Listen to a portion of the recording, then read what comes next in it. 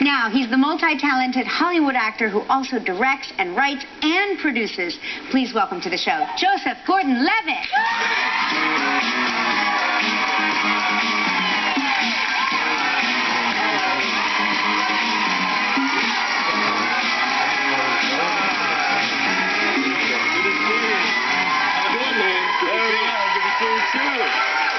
Thank you. Well, congratulations are in order. Oh, thank you, You have a baby boy. I know, you're right. Thank you so much.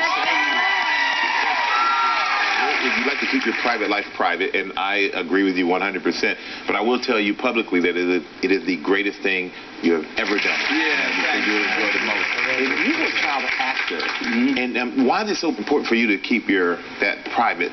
Sure. You've been in this business for so long. Yeah, I mean, first of all, just thank you, and I really do appreciate you asking after him, and your well wishes mean a lot to me. They do. But you know, being in the public eye for me is like a great thing. It allows me to do what I love to do, which is act in movies and stuff. But it's like a choice I made. You know, I decided to have a career in show business, and so I'm in the public eye, and people know my name and know my face, and that has its upsides and honestly some downsides.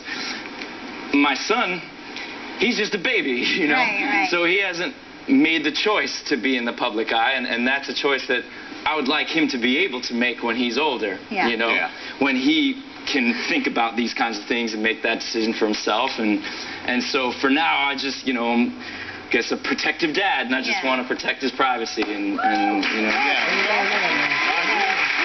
Choice to go into show business very early. I mean, you were 6 years old when you started, right? I remember the first conversation that I had with my mom. Actually, I remember it really vividly because it's, you know, an important moment in my life. We were in the kitchen, and we were she was putting away groceries. I remember this, and at that time I was doing like community theater, and I sang in a choir and stuff, and I grew up in the Valley in LA, and so some of the kids that were in my community theater went on auditions for commercials and TV shows and stuff like that.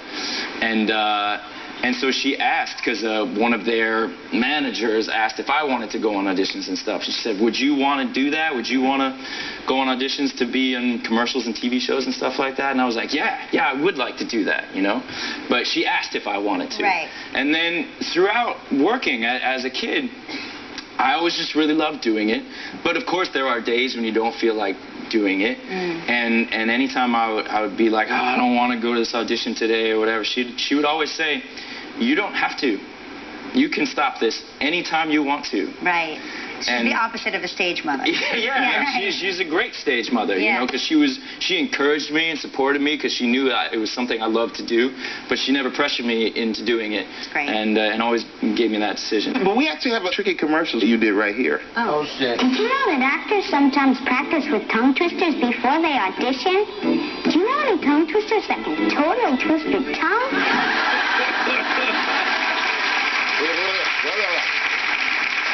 My tongue is twisted looking at that. Wow. I don't even remember that at all. That's so funny. We'll be right back with Joseph Gordon-Levitt to talk about The Walk. Still ahead on Live, Sidney Crawford. Of The Walk, and you play Philippe Petit, who's the French tightrope artist who walked between the Twin Towers. Now, did you actually train with him for this role? He insisted that he be the one to teach me, And, no kidding. And what's funny was, you know, some people are really good at something, but they're not necessarily good at teaching that thing. He was a great teacher. And it's because I think he's such a positive thinker. This is like I think his central quality is he's an optimist. Right. He'll never think about like, oh no, what if I'm not good enough? What if it doesn't go well? What if I fall to my death? Fall to my death? He won't think about that. It's all about, you know, just staying positive and keeping focus on it working. And that's ideal for a teacher because he makes you believe that you can do it. So where do you train with him? I mean, do you go like, do you go to the circus, or I'm trying to figure out like where would you train? I went to where he lives in upstate New York. Okay. He's French, but he actually after The Walk he became a New Yorker. He never went back to France. He loves New York so much, and he lives upstate now. And I went up there, and he set up this whole workshop in like a a disused warehouse. And he had, you know, a practice wire just a few feet off the ground. Then he had a higher wire 6 feet off the ground. And we just spent 8 days straight together. And he said, by the end of these 8 days, you will walk by yourself. And I was like, that sounds really ambitious. Are you sure? Right. But that's what happened. I love it. Like he's trained his whole life to do this thing, and he's like, you have 8 days. Yeah. Don't worry about it. Let's go. Let's go. Look, I mean, I wasn't 1,300 feet in the air like he was, so let's, you know, be real about it. Now, have you taken your family to see the movie? Yeah, actually, when I first got to see the movie in 3D, I brought my parents, and my dad is scared of heights. Ooh. Oh my God! My dad, like, if you're in a tall-ish building, he doesn't want to stand by the window. You know? Yeah, I don't blame him. And so when we were watching the movie, you know, you could hear my dad go like, oh.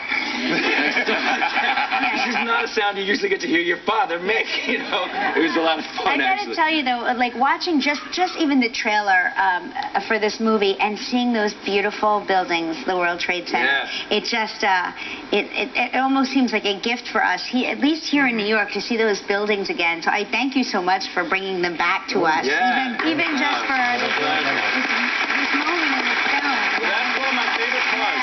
We're going to take a look at a clip, and in this clip, a frustrated Philippe is looking for a way to make his dream come true. So here is Joseph Gordon-Levitt in The Walk.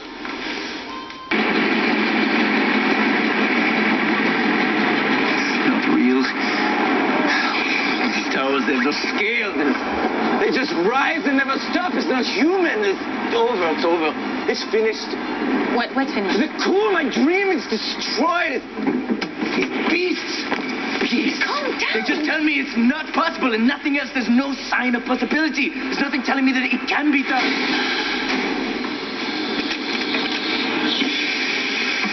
Yo, how you doing?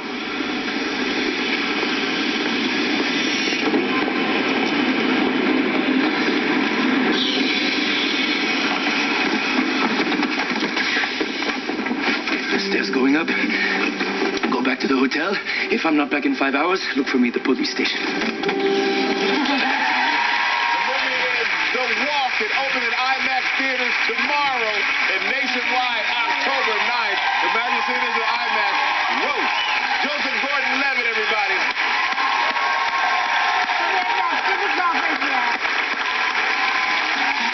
Tomorrow on Live from The Good Wife, Juliana Margulies.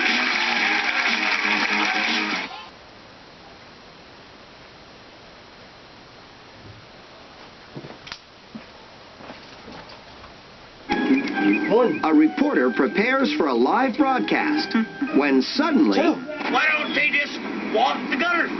It ain't a far walk. It's just 38 miles. Why don't you walk?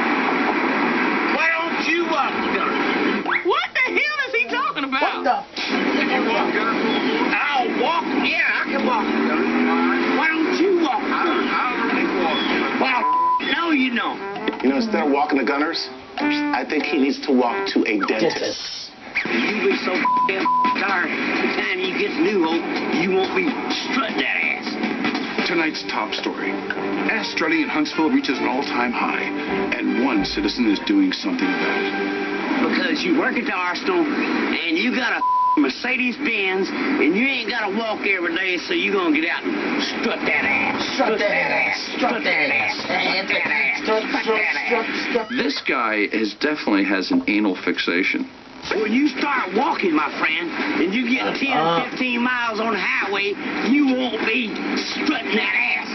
You'll be so tired, you won't be hard to hold that ass up.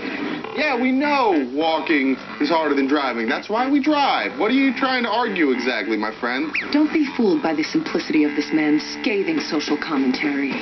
We've all been strutting our asses for far too long. You won't be strutting that ass. Strutting that ass. You tell it, baby. You strut it. I feel a song coming on. Sing it, baby. Strut that ass. Strut that ass. Tanya? Strut that ass. Strut that ass. Strut that ass. I walk every day, so you gonna get out and strut that ass. Strut that ass. Strut that ass. Having made his case, the angry man struts off to points unknown. I'm just glad he was white and he wasn't black, showing that there are white people who are just as nuts as some black people are. You ain't gotta walk every day, so you gonna get out and strut that ass. Strutting that ass. You'll be so tired. You'll be so tired. And you got a Mercedes Benz, and you ain't gotta walk every day, so you gonna get out and strut that ass. And you ain't gotta walk every day, so you gonna get out and strut that ass. Strut that ass. Mercedes Benz. Strutting that ass. Strutting that ass. Strutting that ass. Strut that ass. Strut that ass. Strutting that ass. You ain't gotta walk every day, so you gonna get out and strut that ass. Strutting that ass. Strutting that ass. I don't even know what that means, but I like it.